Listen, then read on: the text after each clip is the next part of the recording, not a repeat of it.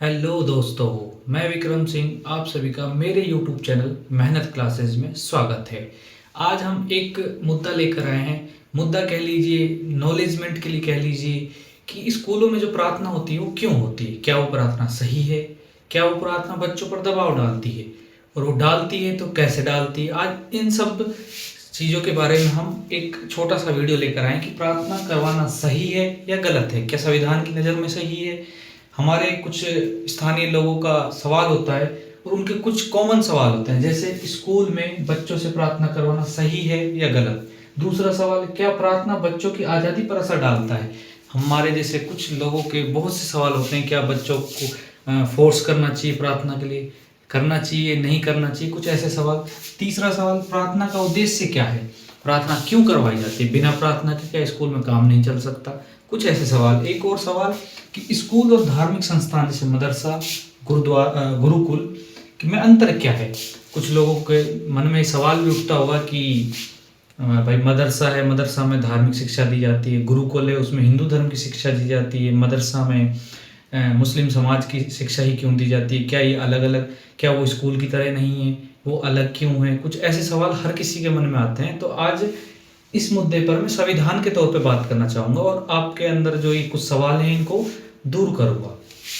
पहला सवाल, स्कूल में बच्चों से प्रार्थना करवाना सही है। बिल्कुल सही है, स्कूल में प्रार्थना करवाना बच्चों से सही है। क्यों? क्योंकि बच्चों में स्कूल में प्रार्थना करवाना सही है। स्कूल में क्या होता है मैं आपको बताता हूँ। स्कूल में जब प्रार्थना होती है तो प्रार्थना एक किसी धर्म पर, पर्टिकुलर एक धर्म पर नहीं बनाई जाती। प्रार्थना हिंदू धर्म पर भी होती है, मुस्लिम धर्म पर भी होती है, सिख धर्म पर भी, सभी धर्मों पर होती है। क्योंकि संविधान में लिखा हुआ भारत एक धर्मनिरपेक्ष राज्य है, धर्मनिरपेक्ष।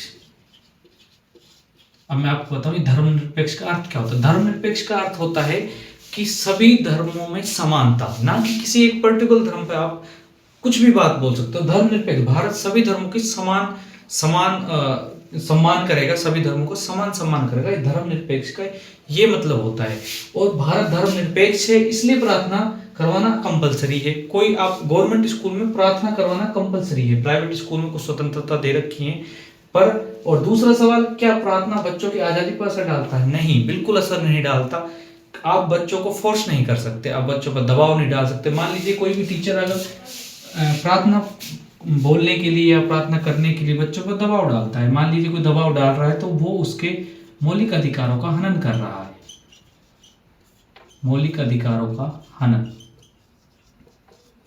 अब आप ये पूछेंगे, कुछ लोगों को ये नहीं पता मौलिक अधिकार क्या है। हमारे संविधान ने हमें कुछ मौलिक अधिकार दिए हुए हैं। उन मौलिक अधिकारों में एक मौलिक अधिकार है जो अनुच्छेद 25 में लिखा हुआ है।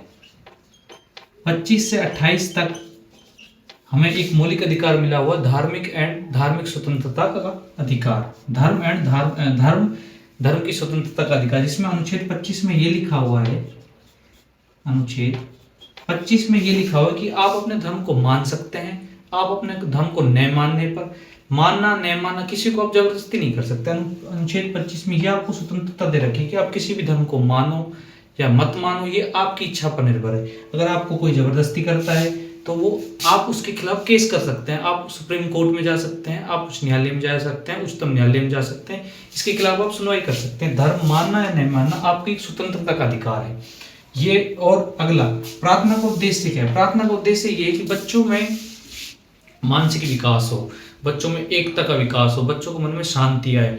और ज़्यादातर जो लोकल में बोला जाता है, या आप कोई भी काम करते हैं तो सुबह होती है, तो सुबह उठते ही प्रार्थना करना, तो आपका दिन अच्छा जाता है। बच्चों में एकाग्रता बनाने के लिए प्रार्थना करवाई जाती है। ना आप इसको धर्म पर थोपना नहीं, आप इस चीज़ को ऐसे नहीं ले सकते कि हम पे धर्म थोपा जा रहा है। नहीं, आपकी स्वतंत्रता है। जहाँ स्वतंत्रता है वहाँ स्कूल का मैनेजमेंट अच्छा होगा, बच्चों का विकास अच्छा होगा, बच्चों की बौद्धिक क्षमताएं विकसित हो जाएंगी, इसलिए प्रार्थना करवाई जाती है। और स्कूल और धार्मिक संस्थान, मदरसा और गुरुकुल अलग क्यों। मैं आपको बता दूं कि हमारे संविधान में जो मैंने अभी बताया कि धार्मिक स्वतंत्रता का अधिकार अनुच्छेद 25 से 28 के बीच में दे रखे, तो अनुच्छेद 28 अनुच्छेद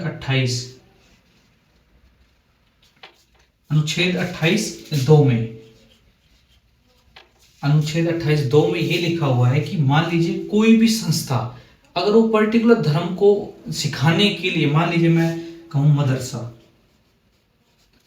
मदरसा इनका उद्देश्य ही अपना धर्म सिखाना है, तो उसके ऊपर आप कोई केस या कोई आर्ग्यूमेंट नहीं कर सकते कि मदरसे में मुस्लिम समाज को ही क्यों सिखाया जाता है, उसमें हिंदू समाज के लिए क्यों नहीं। आर्टिकल 2 में ये आज़ादी देता है कि आप एक पर्टिकुलर जिस धर्म के लिए वो संस्थान स्थापित हो तो उसकी शिक्षा दे सकता है। ये नहीं कि आप इसमें आप आर्ग्यूमेंट करें कि मदरसा ही क्यों। मान लीजिए गुरुकुल है, गुरुकुल में हिंदू धर्म के लिए, गुरुकुल में हिंदू धर्म से संबंधित जैसे पढ़ाया जाता है, तो उसके आप आर्ग्यूमेंट नहीं कर सकते कि क्यों पढ़ाया जाता है। ये इसलिए पढ़ाया जाता है कि आर्टिकल 28(2) हमें ये आज़ादी देता है कि आप जिस चीज जो भी संस्था जिस उद्देश्य के लिए बनाई जा रही है उसके संबंधित वो उस धर्म की वो शिक्षा दे सकता था। ये थी प्रार्थना। अब आप ये बोलेंगे प्रार्थना, स्कूल में प्रार्थना सही है, सही परंपरा है, बच्चों में एकाग्रता विकसित करने के लिए, बच्चों को मन में शांति पैदा करने के लिए। हाँ, अगर कोई मान लीजिए प्रार्थना में नहीं जाना चाहता तो आप उसके ऊपर फोर्स नहीं कर सकते। अगर आप उसके ऊपर फोर्स कर रहे हैं तो उसकी आज़ादी का हनन कर रहे हैं, आप उसके स्वतंत्रता का अधिकार का हनन कर रहे हैं। उसका वो अधिकार है। अगर मान लीजिए मैं नास्तिक रहना चाहता हूँ, मैं किसी भी धर्म में नहीं मानता, ना मैं हिंदू धर्म ना मुस्लिम धर्म, मैं किसी में भी नहीं मानता, मैं नास्तिक रहना चाहता हूँ, तो ये भी मेरा अधिकार है। तो ये हमें कुछ मौलिक अधिकार दिए गए हैं, इसलिए स्कूल में प्रार्थना करवाना सही है। और मैं जो पर्सनली एडवाइस करना चाहूँगा कि आप प्रार्थना ऐसी बनाएं जिसमें सभी धर्मों की पालना हो, हिंदू भी हो, मुस्लिम भी हो, सिख भी हो, ईसाई भी हो, जैन भी हो, बौद्ध, सभी धर्मों की पालना हो। किसी के लिए पर्टिकुलर आप एक ना बनाएं। हालांकि हमारे स्कूलों में चल भी यही रही है कि हे मालिक तेरे बंदे हम, हे सरस्वती, ये अलग अलग धर्मों के ऊपर बनाई गई हैं, तो ये सही भी है। फिर भी अगर इसमें थोड़ा सा चेंजमेंट करना चाहें तो मैं चाहता हूँ कि इस प्रार्थना के बजाय हम 1 मिनट का ध्यान कर सकते हैं। आप बच्चों से बोलिए ध्यान लगाइए किसी भी अपने धर्म गुरु का, अपने माता पिता का, अपने जो भी आपका संरक्षक है, अभिभावक को, वो सबका ध्यान लगाइए, याद कीजिए उन चीज़ों को, पॉजिटिविटी लाइए जो आपने ज़िंदगी में कभी सही किया होगा। तो प्रार्थना की जगह आप ध्यान लगाएंगे तो ये ठीक रहेगा। हालांकि ये मुद्दा अपनी जगह सही है, हर किसी के मन में सवाल आते हैं कि क्या सही है या गलत है, लेकिन मेरे हिसाब से और जो संविधान के अनुसार ये सही है। आप इसके ऊपर किसी थोप नहीं सकते किसी भी चीज़ को। बच्चों को आज़ादी है वो प्रार्थना में जाएं या ना जाएं। हालांकि सरकारी स्कूल में तो ये अलाउ हुई है कि आप संविधान के अकॉर्डिंग ही सारा काम करें। प्राइवेट स्कूल में कुछ स्वतंत्रता दे रखी हैं। तो ये था आज का वीडियो, स्कूल की प्रार्थना सही है या गलत। और मेरे हिसाब से ये वीडियो आपको समझ आया होगा कि स्कूल की प्रार्थना सही है या गलत, जो आपका विचार हो। और आपको ये वीडियो पसंद आए तो वीडियो को लाइक ज़रूर करें, चैनल को सब्सक्राइब करें। और फेसबुक पे जुड़ने के लिए विक्रम राजपूत नाम से मेरी आईडी है। और अगला वीडियो मैं किस मुद्दे पर लेकर आऊँ जो आपको समझ आए उस चीज़ कमेंट करके बता दीजिएगा। मैं नेक्स्ट वीडियो उस चीज़ के ऊपर लाऊंगा। जो भी आपको कन्फ्यूज़न है जिस चीज़ के बारे में वो ज़रूर बताएं। जय हिंद, जय भारत।